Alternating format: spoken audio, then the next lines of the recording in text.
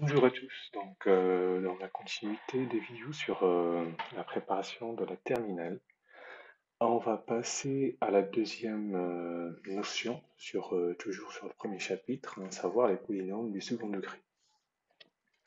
Donc l'exercice ici présent, on vous donne une fonction f de x égale moins 3 facteurs de x plus 4 facteurs de x moins 2. La première question, on vous dit comment s'appelle la courbe représentative de cette fonction justifiée. Alors, ce qu'il faut savoir, alors j'ai mis un petit rappel.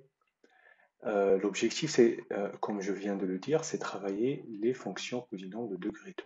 Donc c'est de la forme ax au carré plus bx plus avec a différent de 0. Parce que sinon, on n'aura pas une fonction de degré 2.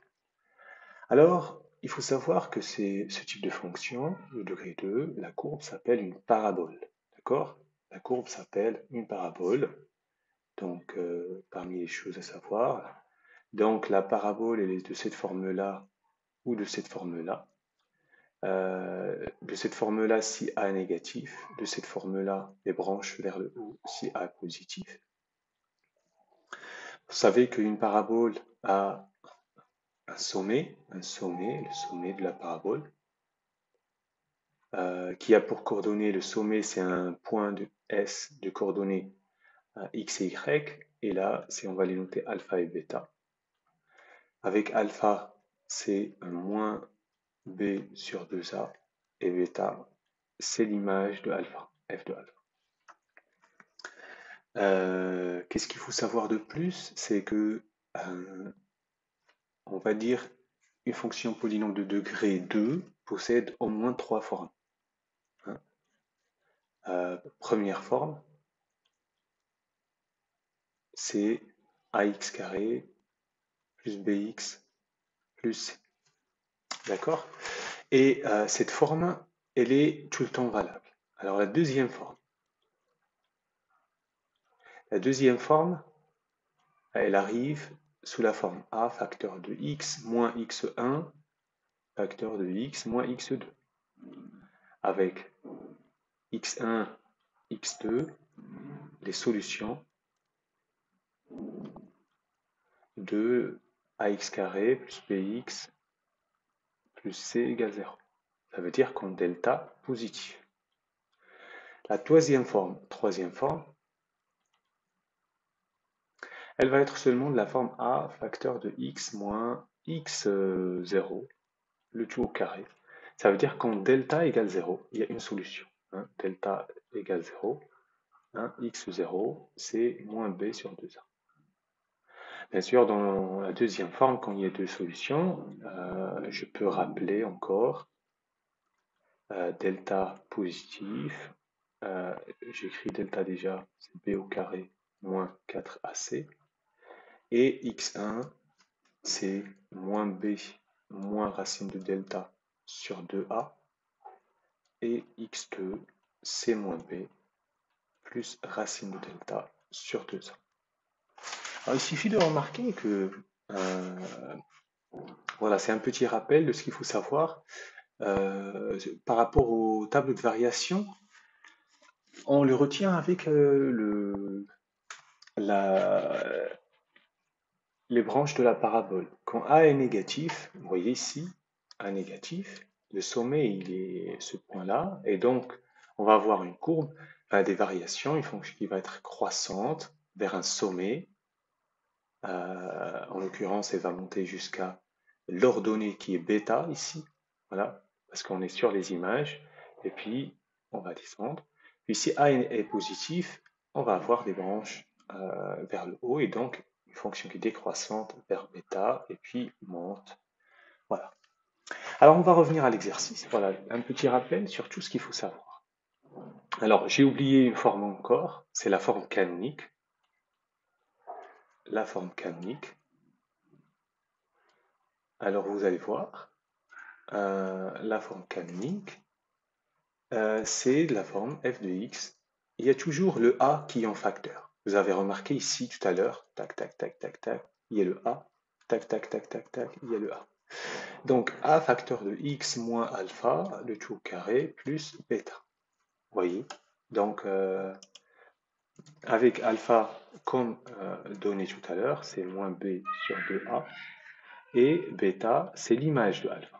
Voilà, si vous trouvez alpha c'est 1, ben bêta c'est f de 1. Alors, on va corriger l'exercice. Donc, la première question, on a dit, donc f de x, c'est de la forme moins 3 facteur de x plus 4 facteur de x moins 2. Donc, c'est une fonction polynôme de degré 2. Et on l'a vu ici sur la deuxième forme. Ça veut dire ce qu'on appelle la forme factorisée. C'est la forme factorisée. C'est la forme factorisée d'un polynôme de degré 2. Et on connaît les racines. x1, c'est moins 4. x2, c'est 2. Alors, vous dites pourquoi moins 4? Parce que la forme générale, f de x, c'est a, facteur de x moins x1. X moins x2. Alors, vous voyez, si j'avais x plus 4 ici, et dans la forme générale, il y a moins, donc c'est moins 4. Donc le x1, la solution, c'est moins 4. Voilà. Alors, donc, ça, c'est la première chose. Deux, que peut-on dire de la courbe à partir de la forme donnée? Ce qu'on peut dire, c'est que la courbe CF coupe l'axe des abscisses, hein, en 2 points. Donc, vous savez ici, alors on a A égale moins 3, négatif.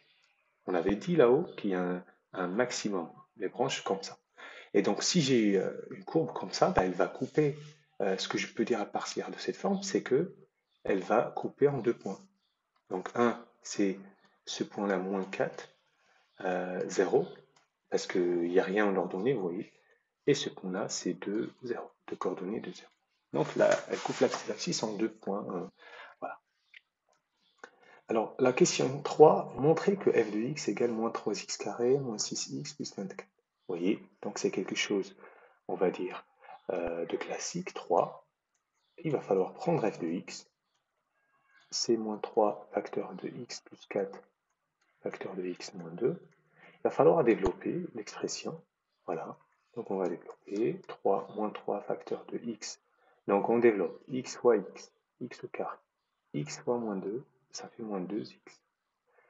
On rajoute plus 4 fois x. Donc plus 4x, plus 4 fois moins 2, ça fait moins 8. Allez, donc ça fait moins 3, facteur de x carré. Moins 2x plus 4x, ça fait 2x, plus 2x, et moins 8.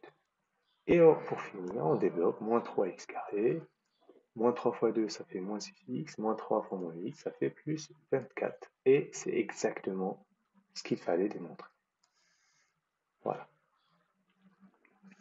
Alors, la question 4, déduire sa forme canonique. Alors, 4, la forme canonique, le rappel, il est encore là. Vous voyez? Donc, on va calculer, alors, on a f de x. Ça fait moins 3x carré. Moins 6x plus 24. Donc, a égale moins 3. B égale moins 6. C égale 24.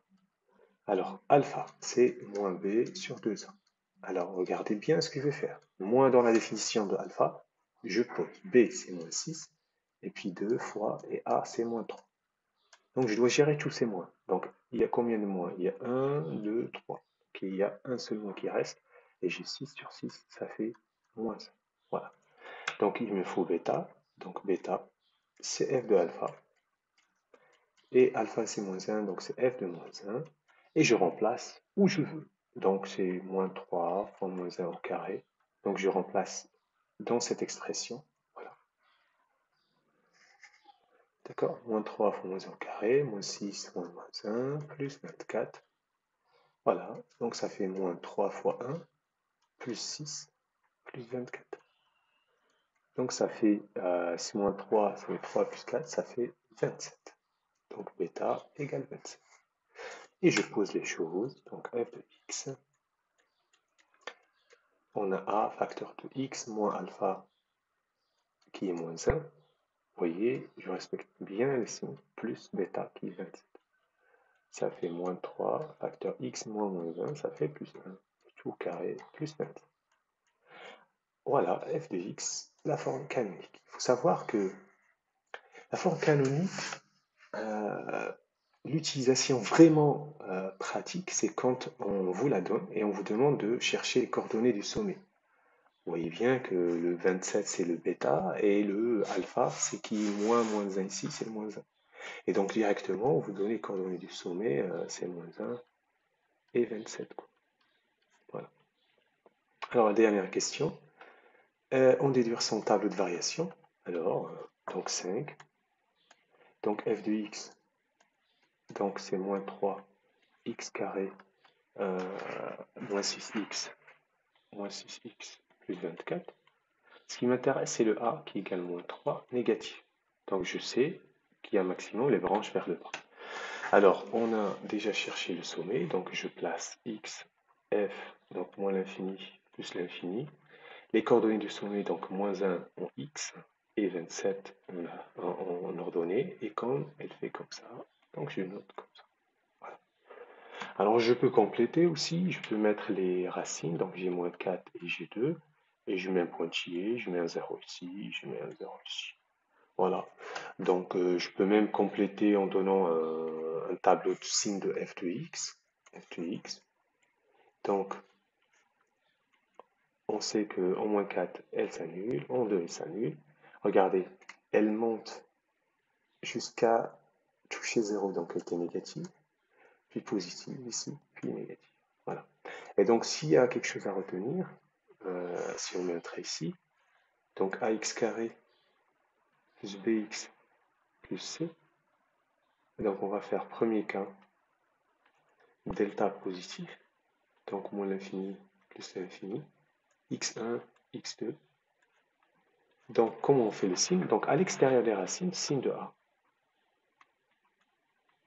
Signe de A. Et là, opposé du signe de A.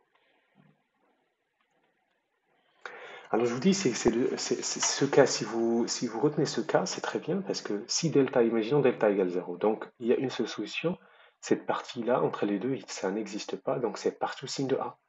S'il n'y a pas de racine, donc il n'y a pas de x1, x2, c'est partout signe de A. Voilà. C'est fini pour aujourd'hui. Bon courage.